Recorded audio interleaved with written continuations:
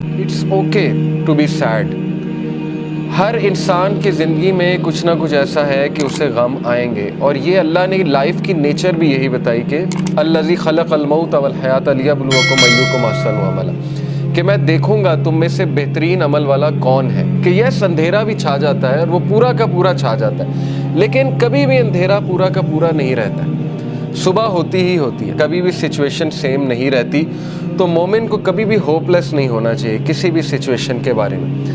Hope ہی ایک ایسی چیز ہے نا جو انسان کو زندہ رکھتی ہے. تو اللہ تعالیٰ ہوپ دلا رہا ہے. یہ اللہ کے الفاظ ہیں، یہ کسی انسان کے الفاظ نہیں ہیں کہ اللہ تجھے نہیں چھوڑ سکتا، نہ اللہ تجھ سے ہیٹڈ کرتا ہے.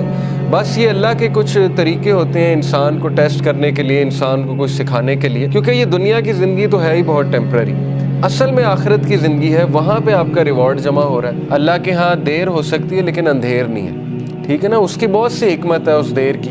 اللہ تعالیٰ پتہ نہیں آپ کو کیا ریمائنڈر دینا چاہ رہا ہے، آپ سے کیا آپ کو ٹھیک کرنا چاہ رہا ہے، آپ کے کون سے سکلز کو باہر لانا چاہ رہا ہے. اللہ کیا وہ ہی نہیں جانے گا جس نے تمہیں تخلیق کیا ہے؟ کیا اس کو ہی نہیں پتا کہ تم کس سچویشن میں ہو، تم کس غم میں ہو؟ اللہ سے ہوپ لگائیں گے نا تو ایمپٹی ہینڈ نہیں آئیں گے. نو تو ہے ہی نہیں نا، ہوپ لیسنس تو ہے ہی نہیں اللہ کے ہاں.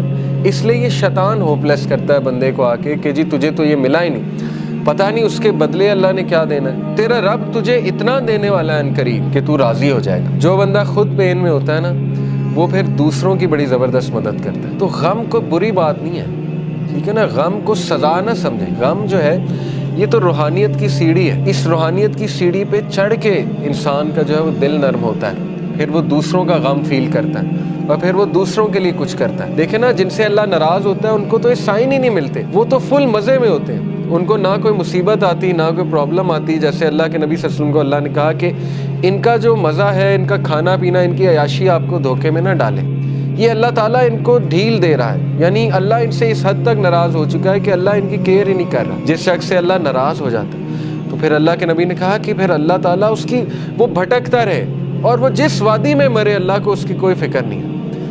یہ ہے اصل میں وہ شخص بدبخت. اور یہ کون ہے؟ وَلَا تَكُونُوا كَالَّذِينَ نَسُوا اللَّهَ فَأَنسَاهُمْ أَنفُسَهُمْ. کیا تو نے دیکھا اس کو جو اللہ کو بھول گیا تو پھر اللہ نے اس کو اس کا آپ بھلا دیا. اولئک هم الفاسقون، یہی تو فاسق ہے. تو اس لیے یہ مت سوچے کہ اللہ نے آپ کو بھلا دیا. اگر اللہ کسی کو ناپسند کرتا ہے تو اپنے قریب کیوں لائے گا؟ مجھے یہ بتائیں، ٹھیک ہے نا. ایک بندہ کہیں اور جا سکتا ہے، کلاس میں آ گیا، دین کا لیکچر سننے آ گیا، کیا یہ نشانی نہیں ہے کہ اللہ اس سے راضی ہے؟